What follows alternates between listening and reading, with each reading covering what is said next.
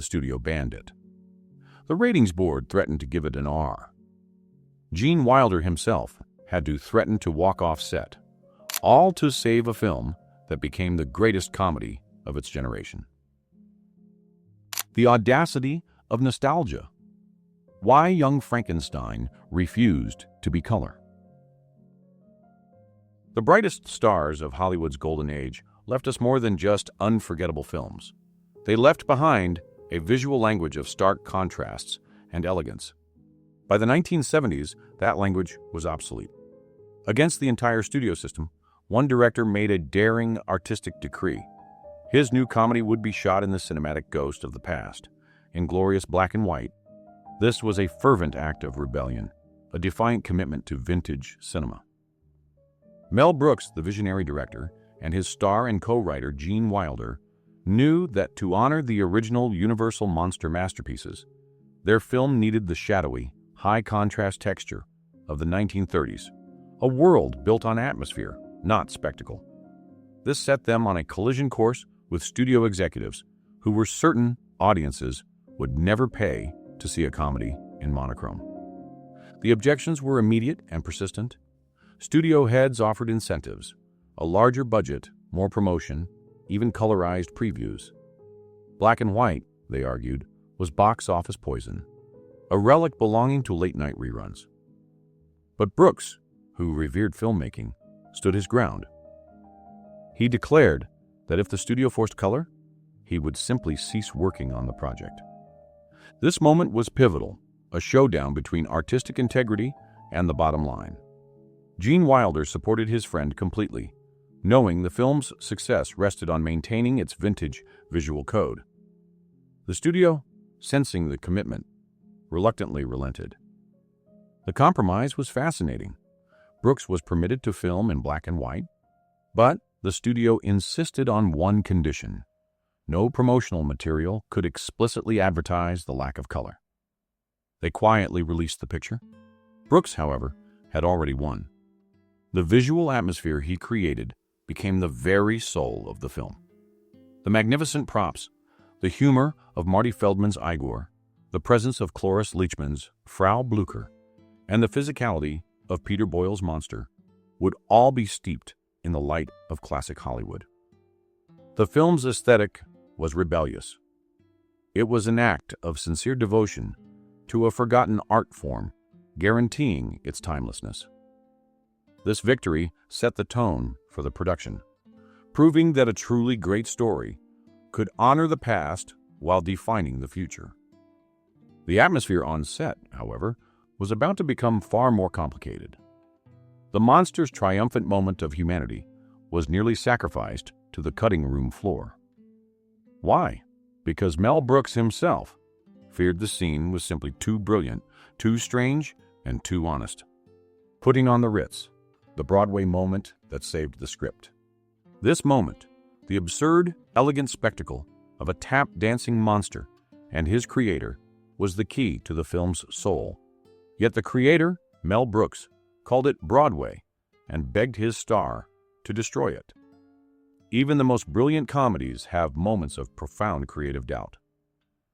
For the men behind Young Frankenstein, the most cherished scene in the entire film began not as a stroke of genius, but as a furious argument. This musical interlude was nearly cut because one visionary, Mel Brooks, believed it was simply too weird. The scene was the brainchild of Gene Wilder. He envisioned the monster attempting to fit into high society. By having the Doctor and his creation perform the classic Irving Berlin number, Putting on the Ritz, Wilder wanted to fuse the monster's longing for acceptance with the theatricality of the 1930s screen musicals. This fusion was central to the film's thesis. Beneath the grotesque facade, there was a performer, a soul yearning for connection. Mel Brooks was initially horrified. He was meticulously focused on maintaining the gothic horror illusion. He feared the number was too long, too jarring, and above all, too Broadway, arguing it would break the spell. He pleaded with his star, begging him to remove the sequence entirely. But Wilder held his ground. He believed this was the scene that would anchor the monster's humanity. Without it, The creature, played with such powerful sympathy by Peter Boyle, would remain just a collection of parts. In a rare instance of dramatic tension, Wilder insisted, and Brooks reluctantly agreed to film it. The crew assembled. Gene Wilder took his place alongside Peter Boyle in his cumbersome boots. The scene unfolded. Boyle's commitment to the dance, despite his discomfort in the restrictive costume, was total. Wilder's maniacal pride as the ringmaster was palpable. It was a spectacular sight. When Mel Brooks watched the first playback, the revelation was instantaneous. The scene didn't break the spell, it deepened it. The incongruity of the monster in white tie and tails elevated the film from mere parody to sincere, transcendent comedy. Brooks admitted that what had begun as a point of conflict might be the very best moment in the entire motion picture. What started as a creative disagreement became an enduring truth. Sometimes the greatest genius emerged not from a single vision, but from the push and pull between artists. This spontaneous spirit of invention would quickly become the rule. The ultimate genius, however, was born not from the script, but from sheer, unholy improvisation. Just how far did the actors go to defy the director's rules? The answers are in the very lines they spoke. Between the lines, Gene Wilder and Marty Feldman's secret language. True comedy is often born from spontaneous, irrepressible chemistry. On the set of Young Frankenstein, the meticulously crafted scripts were merely suggestions, thanks to the brilliant minds of Marty Feldman and Gene Wilder. They shared a secret language of humor, a collaborative spark that consistently delivered cinematic gold. Mel Brooks, a disciplined director, preferred his actors to stick to the script. Yet, between takes, Brooks would watch as Feldman, playing the hunchbacked Igor, would lean in toward Wilder, whispering tweaks, flipping gags, and changing the rhythm. The two possessed a symbiotic comedic understanding. This improvisational spirit often ran counter to the rigorous requirements of a film production. Cloris Leachman, Peter Boyle, and Terry Garr all watched as the pair subverted expectations. The definitive moment came during Feldman's character entrance. Without a word to the director, the actor decided to change his character's entire manner of speaking. When the camera rolled, Feldman delivered his lines in an entirely new, unplaceable European accent, coupled with a spontaneous new physical delivery. The entire crew was completely caught off guard. Behind the lens, they were seen losing their composure from laughter as the scene unfolded. Brooks was initially furious at the blatant departure from the rehearsed material. He demanded a halt to the filming. However, once he reviewed the playback, his anger evaporated, replaced by the deep, resonant satisfaction of a director watching his artists discover something truly unique. What he had captured wasn't just funny, it was inventive, surreal, and alive. Brooks realized that his role, at times, was simply to capture the lightning that Wilder and Feldman were creating. From that moment on, he consciously gave his key performers more space to breathe and invent. This willingness to let go of control proved to be one of the film's greatest strengths, teaching a profound lesson. The best performances come from the moments where the director steps back and allows genius to flourish. This brilliance, however, often came at a profound physical cost. The makeup that made the monster a star was literally melting on Peter Boyle's face, forcing the entire production to halt every few minutes. How did he endure the agony? Behind the bolts, the misery and grace of Peter Boyle. The monster in Young Frankenstein was terrifying, yet beneath the prosthetics, he was profoundly sympathetic. For the actor who wore those layers of latex and glue, Peter Boyle, the role was a profound physical ordeal, a testament to how genuine, dramatic commitment can transcend discomfort. Boyle, a brilliant, dramatic actor, threw himself into the role with conviction. The makeup, designed to mimic the look of the original 1930s creation, took hours to apply. Layers of latex, putty, and prosthetics trapped heat against his skin. Under the intense lights required for black and white filming, the set quickly became an oven. The heat actively compromised the illusion. Within minutes of filming, the heat would begin to melt the applied prosthetics. His face would sag, the subtle definition in his forehead would bubble, and the faux scars would literally start to slide out of place. The horror aesthetic is constantly under threat from temperature. The crew had to stop filming repeatedly. They would rush the actor to a fan. They would blot his face and then meticulously reapply everything from scratch. Yet through this constant cycle of physical adversity, Boyle barely complained. He sweated, he stumbled, and he performed with the quiet grace of a true professional. This unyielding dedication elevated the character far beyond a simple parody. His enormous platform boots, custom-made and heavy, were essential to the character's unique gait. He turned his physical limitations and discomfort into an inseparable part of the monster's sad, lumbering charm. The irony was profound. A comedic parody required the kind of physical commitment usually reserved for serious cinematic dramas.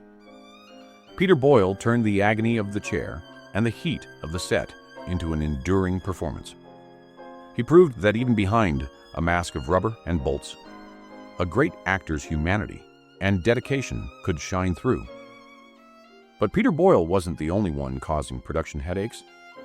One of his co-stars was playing a constant, subtle practical joke with the crew that made the final cut. A gag so strange you might have missed it in every single viewing. What hump? The unexplained genius of Marty Feldman. The subtlety of a joke so strange that you might have missed it in every single viewing perfectly captures the film's self-aware humor. The mystery centered on the perpetually shifting anatomical anomaly of Eager, his hump. This was the work of Marty Feldman, a piece of brilliant, unscripted subversion. Feldman decided early in the production that the monster's faithful assistant needed a little physical instability. The hump, a signature piece of the character's costume, offered a unique opportunity for mischief. Without telling director Mel Brooks or the dedicated crew, Feldman began repositioning the prosthetic hump between scenes. In one take, the hump would rest squarely on the right side of his back. Moments later, it would have migrated inexplicably to the left. Then, it might be gone entirely, only to reappear for a later sequence. This was the actor playing a high-stakes, subtle game of practical joke with everyone on the production. For a time, the anomaly went completely unnoticed. The continuity supervisors likely endured quiet headaches, wondering if they were simply experiencing confusion. When Mel Brooks finally caught sight of the discrepancy, he could have reacted with professional frustration. Instead, the director recognized the profound artistry in the gag. Brooks burst out laughing. He realized that this unscripted detail was a spontaneous piece of genius, a nod to the often haphazard storytelling of the original Golden Age horror films. He instantly gave the order to the editors. "Leave it!" The migrating hump was preserved, becoming a cherished hidden gem for dedicated fans. This subtle anarchy was a warm-up for the film's most chilling character. Cloris Leachman's dedication to her role was so cold, so measured, and so unnerving that it physically broke the composure of the entire cast. We reveal how they filmed around the constant laughter. The cold intimidation of Frau Blücher. In a comedy of wild, unrestrained excess, one performance stood apart, distinguished by its sharp, cold, and utterly unnerving restraint. Cloris Leachman, stepping into the role of Frau Blücher, the intimidating Transylvanian housekeeper, it did not try to be funny. Her unwavering dedication to the character's strange, dramatic gravity simply broke everyone else on the set. Mel Brooks was accustomed to actors chasing a laugh, but Leachman brought something different, a subtle, almost chilling authority. She crafted for Frau Blücher a unique, clipped European accent, delivering even the most absurd lines with the seriousness of a dramatic actress, in a forgotten golden age thriller. This commitment to the character's reality was the source of the film's greatest comedic destabilization. Every time Cloris Leachman opened her mouth, the rest of the cast struggled to maintain their composure. Terry Garr, playing Inga, often had to turn away to hide her inability to stop laughing. Even the camera crew were reportedly seen losing their composure behind the lens.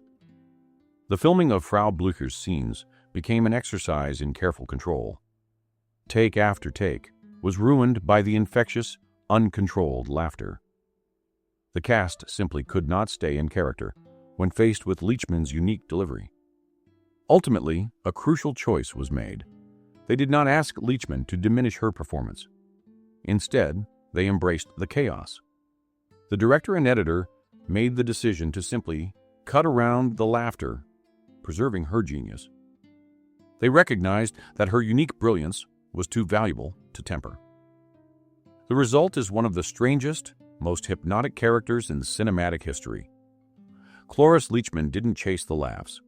She allowed her measured, magnificent performance to make the laughs chase her. It was a victory for the subtle power of dramatic elegance in the midst of screwball comedy. This masterful, intimidating performance needed a foil. We reveal the unlikely dramatic actress the studio wanted for Inga, and how a quiet word from Gene Wilder changed comedy history forever. A woman in on the joke. How Terry Garr became Inga. The studio wanted a classical actress to balance the horror, making Terry Garr the unexpected modern choice.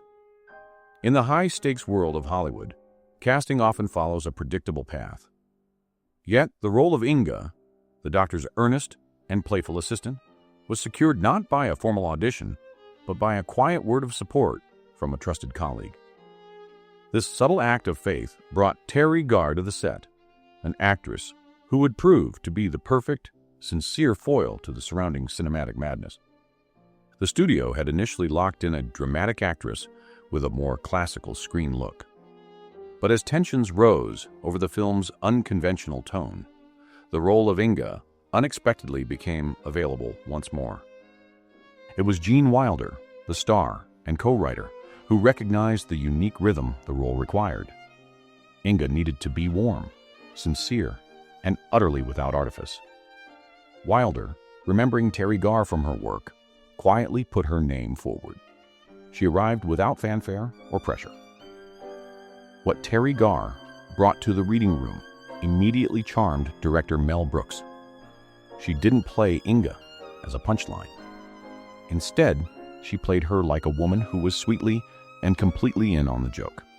Her performance was warm, playfully absurd, and imbued with an air of absolute sincerity that instantly countered the dramatic gravitas of Cloris Leachman's Frau Blücher and the frantic brilliance of Marty Feldman.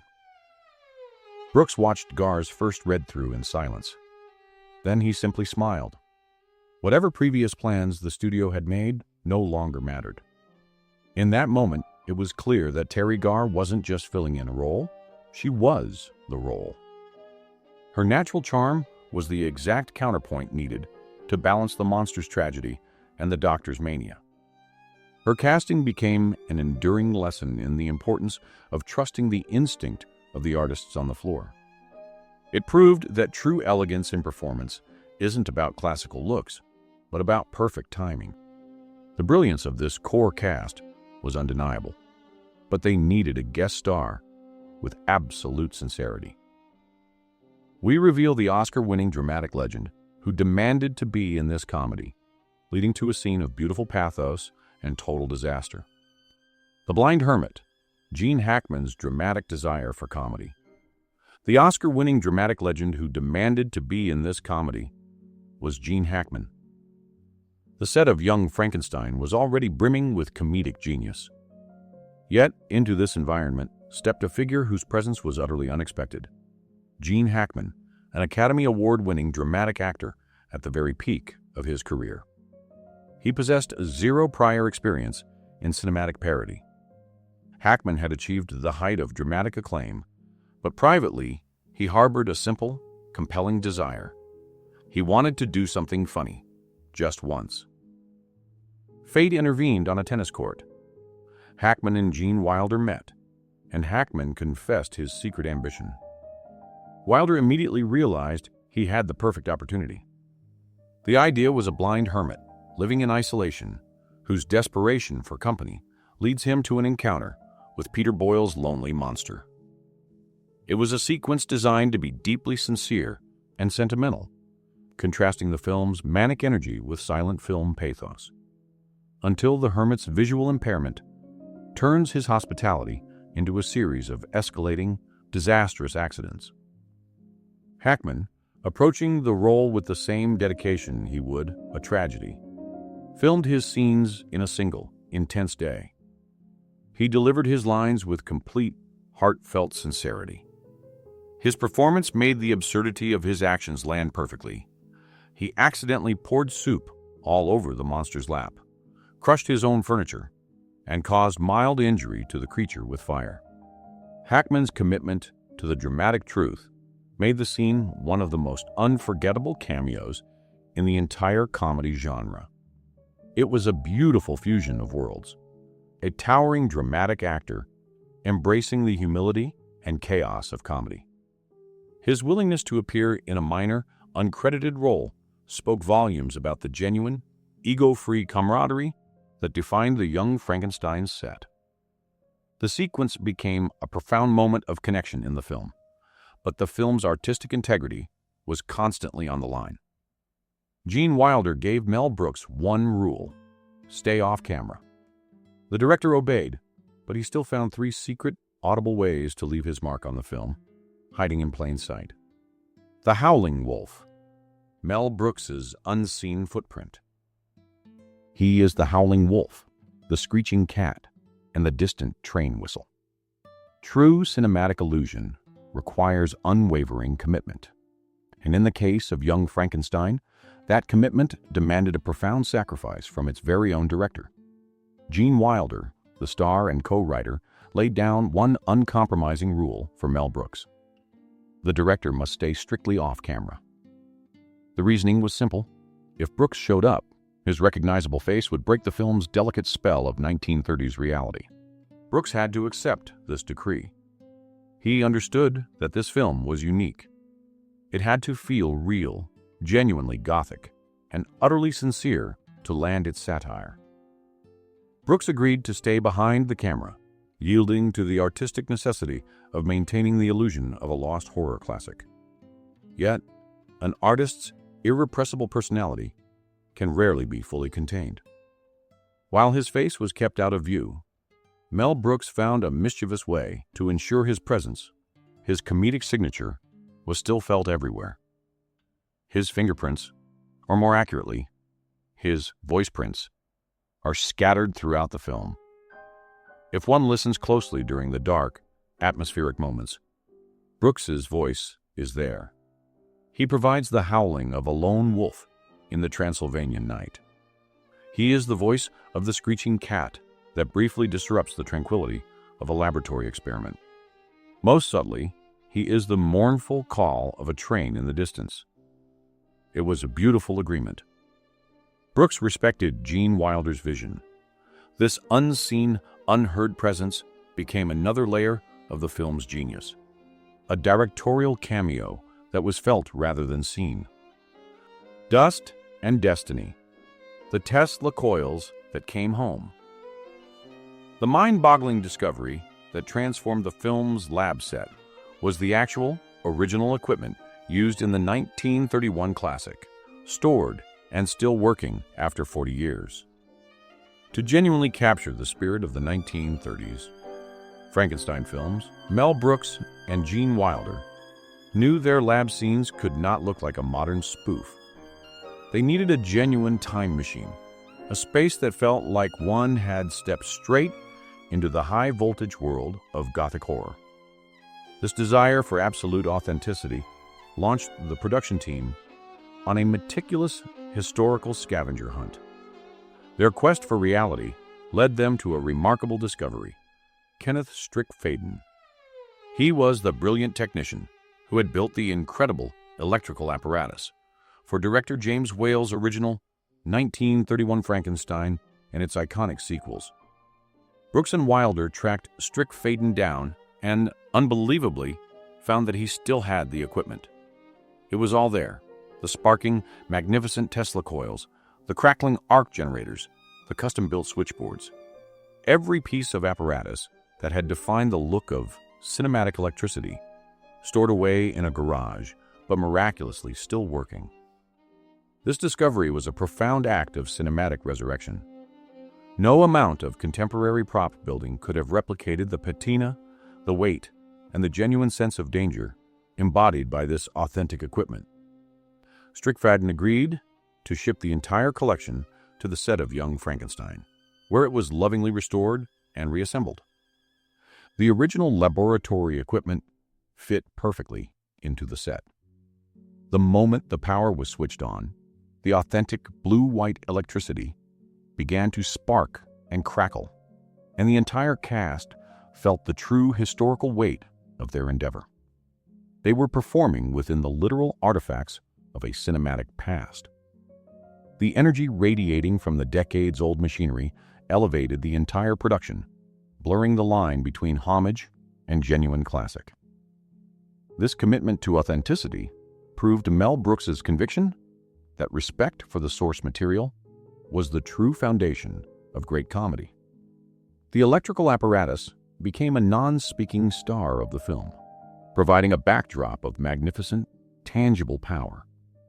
The genuine high-voltage equipment was a triumph until the crew tried to film a storm. We reveal the near disaster that flooded the set and shorted the lights, forcing the crew to work all night just to capture one iconic scene. When art meets actuality, the storm that nearly sank the set. The ambition was too much. The powerful rain machines and special effects rigging, designed for authenticity, backfired catastrophically, flooding Dr. Frankenstein's lab and almost destroying the film's most crucial sequence. The creative ambition to make Young Frankenstein feel like a genuine 1930s horror picture demanded that every element, down to the weather, be manufactured on the set. They would use no digital effects. If the film required a thunderstorm for the monster's great awakening, the crew had to create one from scratch. The special effects team went to extraordinary lengths. They rigged an intricate system of pipes and nozzles to simulate rainfall. They installed massive wind machines, custom-built flash rigs, and powerful lighting boards. When they prepared to film the pivotal scene, they cranked all these systems up at once. The result was magnificent for a few moments. The set instantly transformed into a chaos of controlled energy. The wind howled, the lights strobed brilliantly, and the genuine 1931 Tesla coils sparked and crackled. It was the perfect atmosphere to introduce Peter Boyle's creature. However, the pursuit of realism worked too well. The rain pressure quickly proved too much for the containment systems. Pipes burst, water began to cascade in unintended torrents, and the lighting rigs began to short out. The set was partially covered in water, reaching halfway to the ankles. Panic briefly rippled through the production. With the set flooded and electrical equipment compromised, the crucial lab scene appeared postponed. But the dedication that characterized the entire production quickly took hold. The crew, led by Brooks and Wilder, worked tirelessly overnight. They dried out the flooded floorboards, repaired the broken pipes, and meticulously checked every piece of electrical apparatus. Their collective resolve shone through the exhaustion. The very next morning, they rolled cameras as if nothing had happened, capturing the dramatic birthing sequence that would become iconic.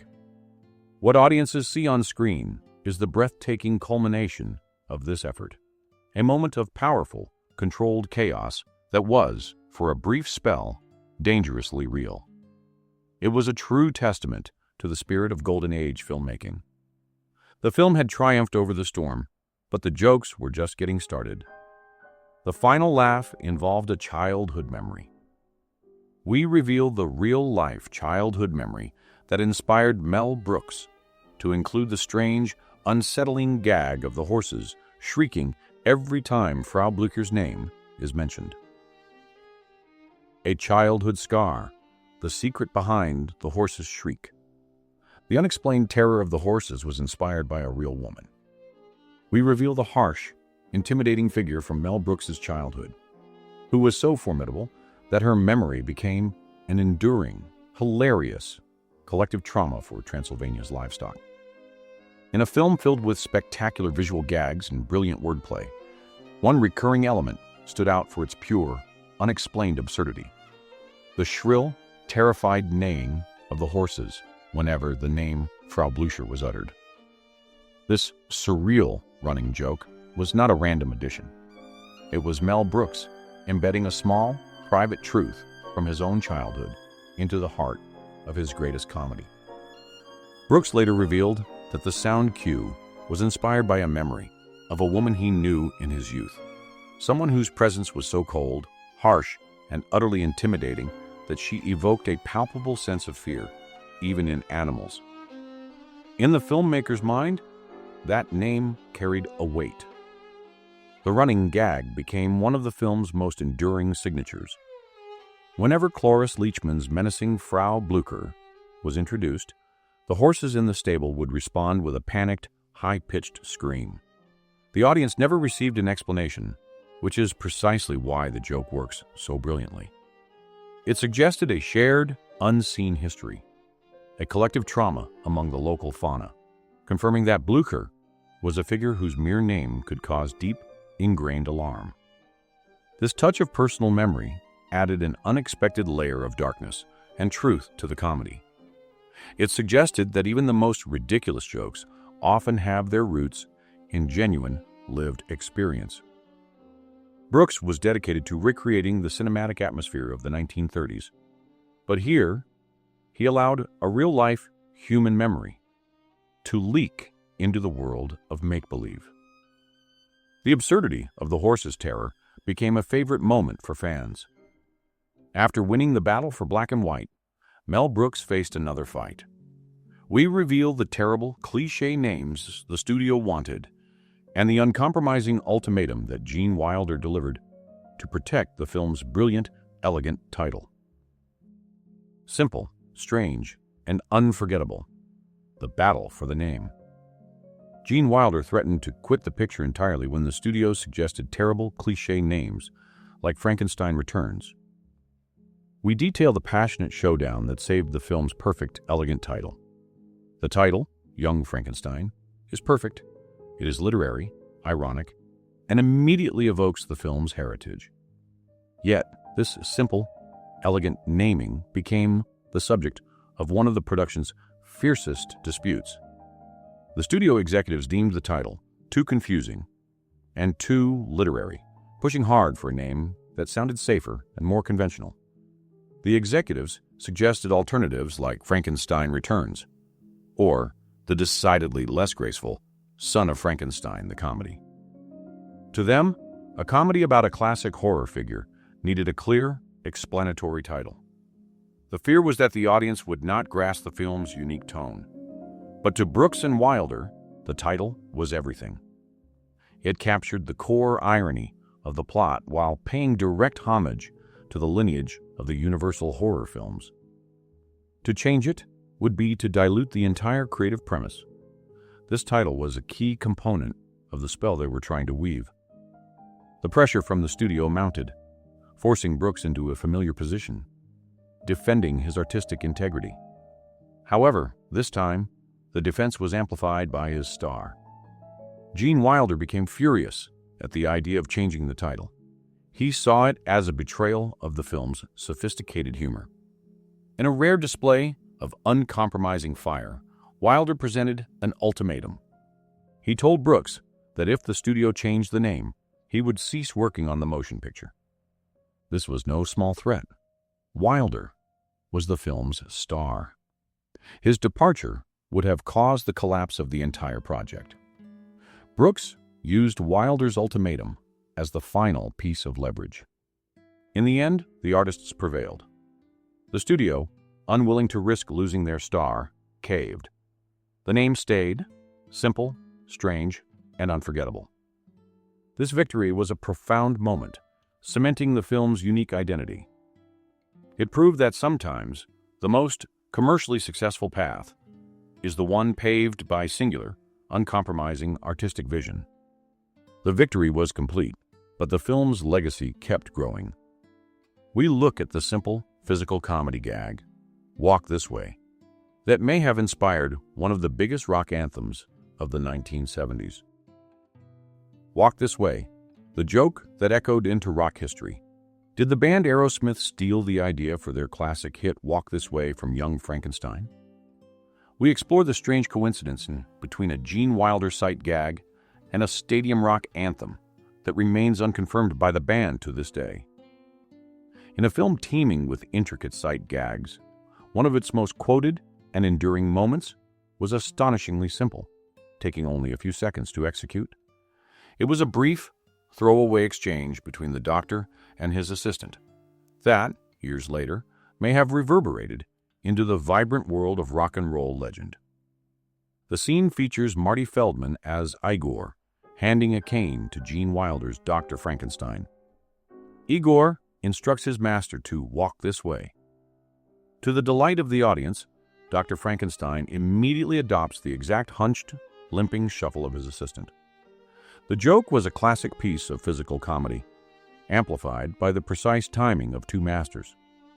It was a subtle nod to the kind of physical humor that defined the silent film era. It landed perfectly. However, the story of this brief gag did not end when the film wrapped. Years after young Frankenstein first delighted audiences, a massively popular rock band, Aerosmith, released a hit song with the exact title, Walk This Way. The timing was close enough to raise intriguing questions. Though the band never officially confirmed the inspiration, the folklore persisted. Fans and historians alike drew the connection, finding it an unexpected example of cultural cross-pollination. The absurdity of a single phrase from a black and white horror parody finding its way into 70s stadium rock seemed perfectly fitting. The joke undeniably left a deep mark on the cultural lexicon. The film danced constantly on the edge of impropriety, but it was one single, romantic line of dialogue that pushed the film to the brink of an R rating. We reveal the exact line that caused the ratings board to panic. The sweetness of life. 1 inch from an R rating. The glamorous Madeline Kahn spoke the line, "The sweetness of life. At last I found you." We detail the 3-round battle with the ratings board over that single moment that threatened to restrict the film to an R rating, a blow that would have destroyed its box office potential. For a film that so brilliantly danced on the edge of decency, it was neither the grotesque nature of the monster nor the implied blasphemy of the science that threatened its theatrical release. Instead, the entire picture was nearly jeopardized by a single, satirical line of dialogue that the ratings board deemed suggestive of inappropriate content in an unnatural context. The conflict arose during the film's grand finale, where the monster prepares to consummate his relationship with Elizabeth. As Elizabeth, played by Madeline Kahn, is about to embrace her creation, she gasps out the line, "The sweetness of life. At last I found you." The ratings board, the arbiters of acceptable content, flagged the line immediately. They argued that the dialogue pushed the film dangerously close to an R rating. This was a potentially catastrophic blow, undermining its commercial viability. Brooks was floored. He argued vehemently that the line was not meant to be inappropriate. It was a deliberate piece of satire, a melodramatic callback to the romanticism of the 1930s adventure films. He and Gene Wilder insisted the intent was comedy and homage, not sensationalism. The dispute became a dramatic back and forth, requiring 3 rounds of negotiation. It was a stressful, meticulous battle fought over mere words. Ultimately, Brooks prevailed, and the film retained its PG rating. The victory ensured that Young Frankenstein could be shared, becoming the cultural phenomenon it was destined to be. Yet the narrow escape served as a potent reminder of the fine line between genius and perceived impropriety. The quiet gamble that exploded. How the film defied expectations. The studio treated the film as a low-budget, quirky mistake and offered no major marketing. But through the sheer power of word of mouth, the film became a box office phenomenon, exploding to earn well over $80 million and defeating every contemporary blockbuster. Having fought and won every artistic battle, Young Frankenstein was finally ready for release. Yet, the studio, still wary, treated it as a curious experiment. There was no major marketing push. The financial executives had essentially counted on a modest return. But then, something beautiful and unexpected happened. The audience took ownership of the film. Word of mouth began to spread like wildfire. People left the theaters and immediately urged their friends and family to experience the unique genius of Gene Wilder and the ensemble. The film's elegant commitment to its golden age style resonated deeply with moviegoers. The numbers didn't just grow, they exploded. Young Frankenstein was a film that audiences kept returning to. It out-earned most of the competition that year. By the time its theatrical run was over, the film had pulled in well over $80 million at the box office, on a meager budget of just under $3 million. This performance was a stunning rebuke to the studio's initial fears. It proved that quality, sincerity, and authentic artistic vision could always triumph over commercial calculations. The film was a cultural juggernaut. The final compliment was paid by the audience itself. We reveal the strange phenomenon where older movie lovers swore they remembered seeing Peter Boyle dancing as a child, convinced this new film was actually a lost classic from the 1930s. The illusion of memory, when parody became legacy. The highest praise the film received came from the audience, who, due to the film's astonishing visual fidelity, genuinely believed it was a long-lost film from the 1930s. We detail how the director's commitment to the golden age look spoke directly to their collective memory. By flawlessly recreating the stark shadows, meticulous camera angles, and atmosphere of 1930s cinema, Young Frankenstein achieved a feat almost unheard of in film history. It was a parody so authentic that a significant portion of the audience genuinely believed it was a lost classic, a forgotten sequel, or a mysterious gem they remembered from their youth. This confusion was the highest compliment the film could receive. Mel Brooks and Gene Wilder had gone to exhaustive lengths to maintain the illusion. The result was a visual fidelity that bypassed rational thought and spoke directly to memory. Reports circulated that older audience members would exit the theaters with a sense of warm, nostalgic certainty. Some would ask box office attendants if they were finally re-releasing the entire original series. Others swore they remembered seeing Peter Boyle's monster dancing in Puttin on the Ritz as a child. Brooks and his ensemble never corrected this misapprehension. They simply smiled. Their goal had never been merely to mock the old films, but to live inside the memory of those films. The fact that the audience believed they were watching a genuine artifact confirmed the film's spell was complete.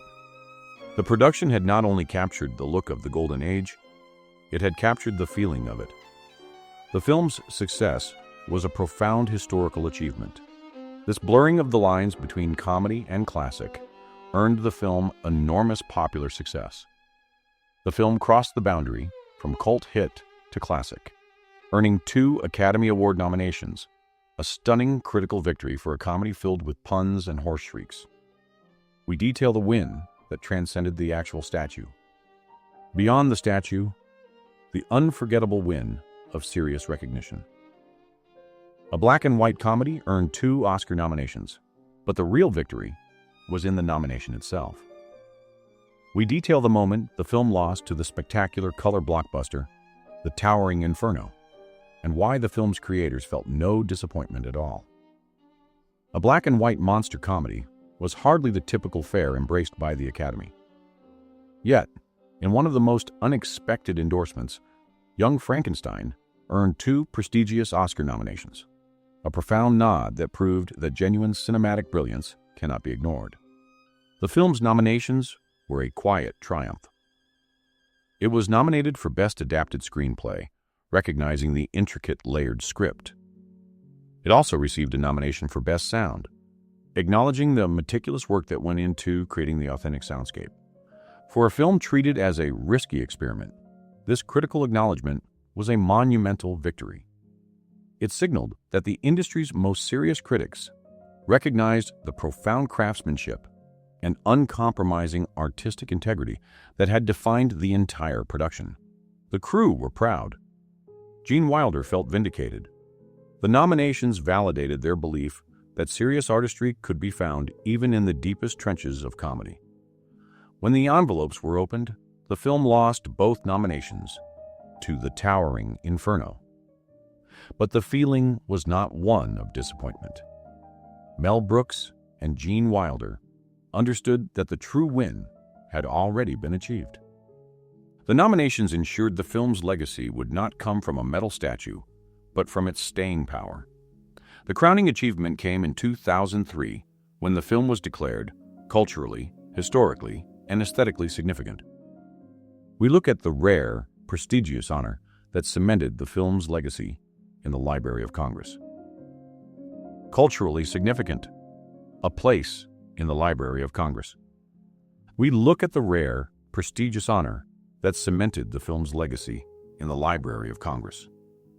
For decades in Hollywood, comedies were often viewed as entertainment. Yet, in 2003, young Frankenstein achieved the final, most prestigious honor available. It was added to the National Film Registry of the Library of Congress. The National Film Registry was established to ensure the preservation of America's cinematic legacy. For young Frankenstein to join this tiny, distinguished catalog was a triumphant validation of the original artistic vision. The inclusion was a testament to the film's meticulous craft, the use of original lab equipment, authentic sound design, and flawless period fidelity. It was honored not despite its strangeness, but because of it. The film dared to be a knowing, reverent echo of the past, securing its own place in America's future. This prestigious honor celebrated the entire ensemble and their dedication. Their combined efforts created a picture that spoke to the deepest parts of American pop culture.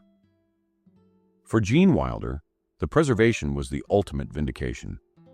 The film's ability to generate both hysterical laughter and academic study proved its enduring genius. A movie made in the 1970s to mimic the past ultimately became a crucial piece of the cinematic narrative for future generations.